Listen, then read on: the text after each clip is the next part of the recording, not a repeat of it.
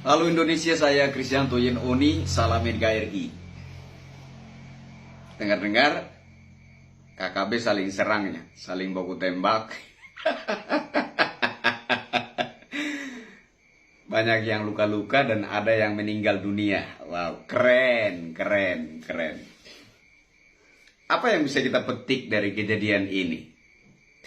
Menurut saya, poin pertama yang bisa kita petik dari sini adalah gambaran perebutan kekuasaan, ya kan? Sudah saya bilang bahwa perjuangan KKB sekarang itu semata-mata karena ambisi kekuasaan, nafsu memburu kekuasaan. Belum juga apa-apa, mereka sudah berselisih paham dan saling tembak. Iya kan? Bahkan bukan hanya itu, rumah-rumah warga sipil pun jadi korban, dibakar sama mereka. Nah ini, kenapa negara terkesan memanjakan mereka dengan masalah HAM? Kenapa? Sementara mereka sendiri, dalam diri mereka itu tidak ada kemanusiaan gitu. Saling berselisih paham, berbeda pendapat, kemudian itu diakhiri dengan saling tembak. Ada yang luka-luka dan ada yang meninggal dunia. Bukan hanya itu, rumah-rumah warga sipil pun ikut dibakar sama mereka. Oni, kau orang apakah? Kau ikut campur saja? Tidak. Saya sedang bicara tentang kedaulatan bangsa. Saya tidak bicara soal itu daerah saya atau bukan. Kalau kita mengkritisi pemerintah daerah lain, sementara daerah tempat kita tinggal itu masih berantakan juga aut-autan, saya pikir disitulah kita itu secara etika kita itu melakukan blunder begitu, ya. Tapi kalau kita membicarakan sesuatu yang berkaitan dengan kedaulatan NKRI, apapun itu, entah KKB kah, entah GAM kah, entah kelompok-kelompok separatis atau kelompok-kelompok ekstremis lain, semua yang berkaitan dengan kedaulatan NKRI, yang mengganggu kedaulatan NKRI, yang mengusik dan mengancam kedaulatan NKRI, kita sebagai anak bangsa punya hak untuk menyuarakan itu. Demi persatuan dan kesatuan bangsa, demi keutuhan dan kedamaian bangsa. Oke? Jadi saya tidak sedang ikut campur persoalan pribadi orang. Saya sedang bicara tentang kedaulatan negara yang penting sekali untuk kita jaga bersama-sama. Oke. Yang kedua, pelajaran apa yang bisa kita petik dari sana? Dari pertikaian, dari selisih paham dalam kubu KKB itu sendiri. Ada 3 kelompok yang berselisih paham. Dari kelompok KKB JB, LK, dan AK. LK dan AK ini tidak setuju ada pesawat yang mengantarkan bahan makanan untuk masyarakat. Tetapi BJ berpendapat bahwa demi kehidupan masyarakat, maka jangan menghalang-halangi pesawat mengantarkan bahan makanan untuk masyarakat. Menurut saya, kelompok KKB JB ini masih bisa digugah rasa kemanusiaannya. Dan saya pikir kelompok KKB yang JB ini berpotensi untuk kembali kepada NKRI. Saya pikir kita perlu memberi apresiasi untuk kelompok KKB JB.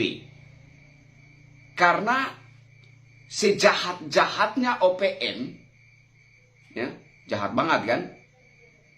Ada bidan, petugas kesehatan, dibuka pakaiannya, diperkosa, ya kan? Pelan-pelan. Ini sensitif, ya kan? Pekerja jalan dibantai, pekerja bangunan dibantai. Jahat banget. Jahat banget. Tapi sejahat-jahatnya KKB itu, ada satu kelompok yang nama JB. masih punya rasa kemanusiaan.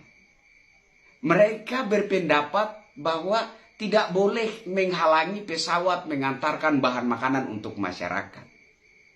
Tetapi kelompok KKB, LK dan AK ini tidak sependapat dengan itu, tidak sepandangan dengan itu. Mereka melarang, bahkan menembaki pesawat yang mengantarkan bahan makanan untuk masyarakat.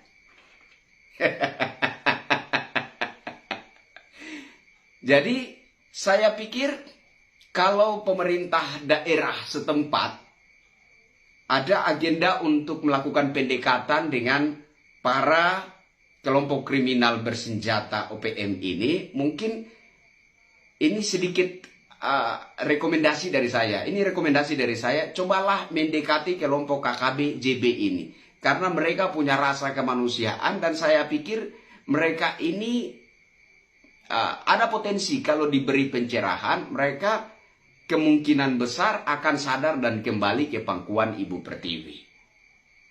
Nah, terus kemarin ada juga informasi bahwa KKB meminta bantuan senjata dari Australia dan New Zealand. Pasca ditetapkannya status Papua itu, status KKB itu sebagai siaga tempur. Ya. Ketika Panglima TNI mengumumkan status siaga tempur untuk KKB, mereka mulai panik. Minta bantuan senjata dan pesawat tempur, kalau nggak salah ya. Minta bantuan senjata dan pesawat tempur dari Australia dan New Zealand. New Zealand. Kayaknya nggak asing deh kedengaran di telinga kita ya kata New Zealand ini. Saya rasa kita masih ingat kemarin. Pilot Susi Air, Kapten Philip dari New Zealand. Kemarin saya katakan bahwa jangan sampai penyanderaan Kapten Philip ini, ya, pilot Susi Air ini adalah drama. Bukan jangan sampai ya. Saya hampir bisa memastikan itu. Ini adalah drama. Sebuah skenario yang dimainkan oleh KKB dan New Zealand.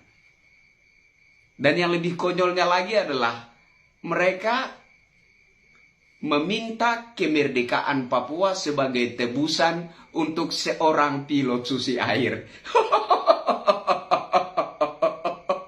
Nampaknya murah sekali kedaulatan NKRI ini mau ditukarkan dengan seorang pilot Susi Air.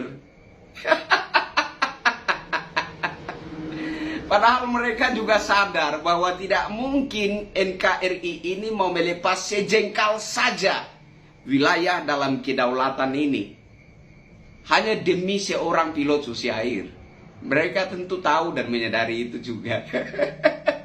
Nah, pasca diumumkannya status KKB sebagai siaga tempur oleh Panglima TNI, mereka kemudian panik, gerusu gerasa, minta bantuan senjata dan pesawat tempur dari Australia dan New Zealand. Saya pikir kita sudah bisa melihat titik terang di sini. Negara-negara mana yang selama ini menjadi provokator bagi masyarakat Papua untuk memberontak terhadap Ibu Pertiwi. Oke. Australia dan New Zealand tidak luput ya, selain Belanda, Inggris dan Amerika. Apa yang menjadi target mereka? Apa yang mereka inginkan dari Papua? Tentu saja kekayaan alam yang terkandung dalam bumi Papua. Mereka bukan benar-benar peduli persoalan hak asasi manusia di Papua. Mereka bukan benar-benar peduli terhadap warga masyarakat Papua. Yang mereka incar adalah kekayaan alam yang terkandung dalam bumi Papua. Emas, tembaga, dan lain-lain. Itu yang mereka kejar. Seperti kemarin yang saya katakan, bahwa sebenarnya situasi sudah mulai meredam, sudah mulai redup, tetapi tiba-tiba panas lagi. Panas kenapa? Karena Presiden Jokowi mengambil satu kebijakan tegas untuk